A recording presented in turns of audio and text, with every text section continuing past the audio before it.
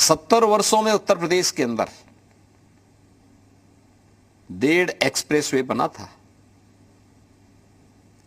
5 वर्ष में हम 7 नए एक्सप्रेसवे पे काम कर रहे हैं। अखिलेश जी के कार्यकाल में गरीबों को मिलने वाली आवास योजना में एक भी गरीब को नहीं मिला, लेकिन 18,000 लोगों को उन्होंने सैंक्शन जरूर किए थे।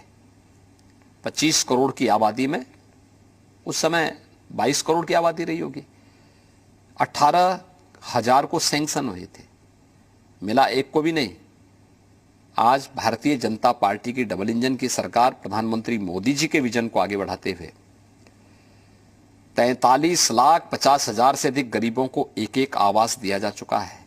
नेम्ड है, पूरी सूची है। उन गरीबों के घर में, उन गरीबों को सिर ढकने के लिए एक एक छत मिला है। प्रधानमंत्री जी जिसके लिए कहते हैं कि यह गरीब जिसके पास अपना मकान नहीं था, कुछ भी नहीं था, या झोपड़ी थी, या टूटी फूटी खपड़ेल की छत थी, आज उनके पास पक्का मकान बन गया है। 43,50,000 से अधिक गरीब आज लखपति हुए हैं।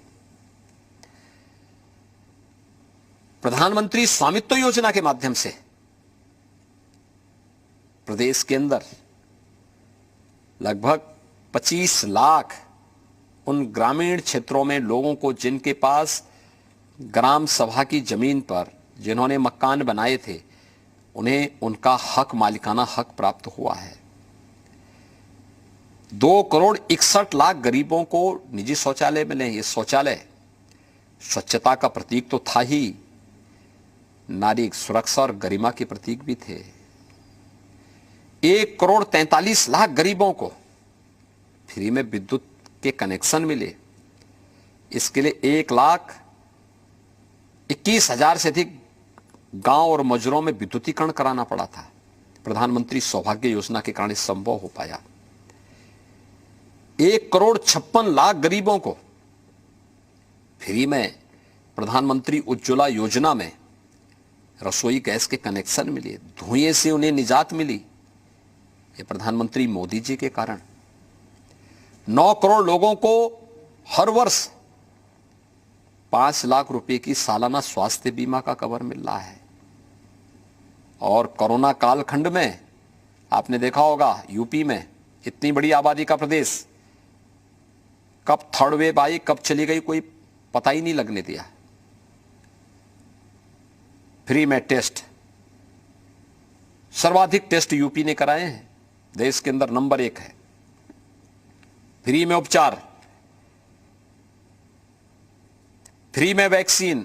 पहली डोज 100% लोगों ने ले ली है, सेकंड डोज 75% लोगों ने ले ली है। मैं जहां जाता हूं पूछता हूं वैक्सीन ली, लोग हाथ खड़ा करके बोलते हैं हमने ली। लोग आभार व्यक्त करते हैं प्रधानमंत्री मोदी जी का कि मोदी जी के कारण जान बची है।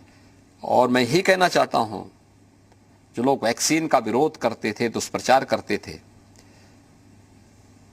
जनता ने वैक्सीन लेकर के मोदी जी के प्रति अपने समर्थन की अभिव्यक्ति इसी के माध्यम से करती है।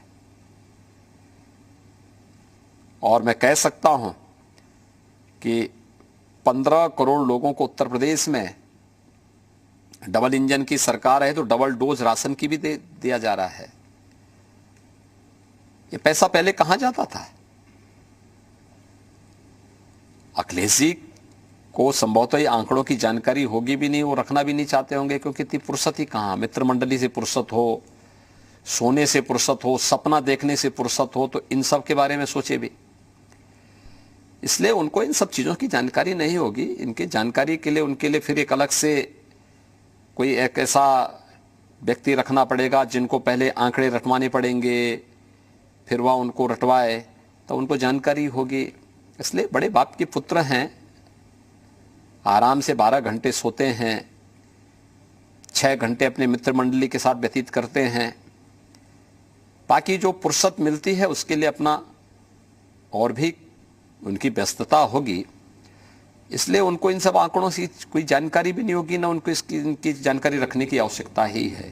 सर, डबल इंजन जब आप बोलते हैं तो एक इल्जाम ये लगता है कि जब भी चुनाव आते हैं, जैसे इस बार तो सेंट्रल एजेंसीज विपक्ष के ऊपर छोड़ दी जाती हैं, रेड्स होती हैं, ईडी का इस्तेमाल होता है, सीबीआई का इस्तेमाल होता है। तो इस पर आपका क्या कहना है? और अभी हमने देखा कई रेड्स हुई भी, और ऐसा माना जा रहा है वो सब लोग समर्थक थे एक पार्टी के पर्टिकुलर। हमें एक बात बताइए कि अखिलेश जी के खानदान के खिलाफ आय से अधिक संपत्ति का मामला है, क्या ये बीजेपी की सरकार के समय हुआ था? ये तो 2013 में तो बीजेपी की गवर्नमेंट भी नहीं थी,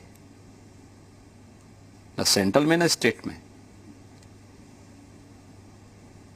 इनके खिलाफ बहुत सारे मामले और भी हैं, क्या ये बीजेपी के कारण हुआ है? इसका एक पक्ष तो ये है। दूसरा पक्ष,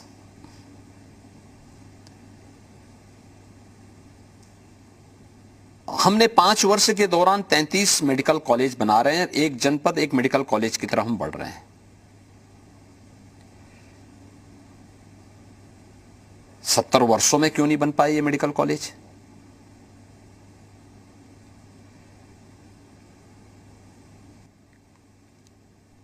हम 7 एक्सप्रेसवे बना रहे हैं, हमने सभी 54 इंटरस्टेट कनेक्टिविटी को 4 लेन के साथ जोड़ दिया है। हर जिला मुख्यालय को 4 लेन के साथ हम जोड़ चुके हैं। हर तहसील और विकासखंड मुख्यालय को 2 लेन और 4 लेन के साथ जोड़ रहे हैं। हर गांव में बिजली दे रहे हैं, सबको बिजली, पर्याप्त बिजली, निर्बाध बिजली। प्रदेश के सभी 1 लाख राजस्व गांवों में, सभी 734 नगर निकायों में अनवरत बिजली है। 1 करोड़ युवाओं को हम लोग टैबलेट और स्मार्टफोन दे रहे हैं।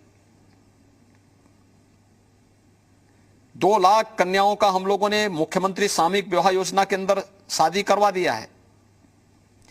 1 करोड़ गरीबों को वृद्धावस्था पेंशन, विधवा पेंशन और दिव्यांगजन पेंशन दे रहे हैं। ये कनेक्टिविटी बेहतर की है, प्रदेश के रेवेन्यू को बढ़ाया गया है। ये पैसा पहले कहां जाता था? क्या ये सच नहीं है कि यही गरीबों का पैसा, यही विकास का पैसा इनके इत्र वाले मित्र के पास चला जाता था?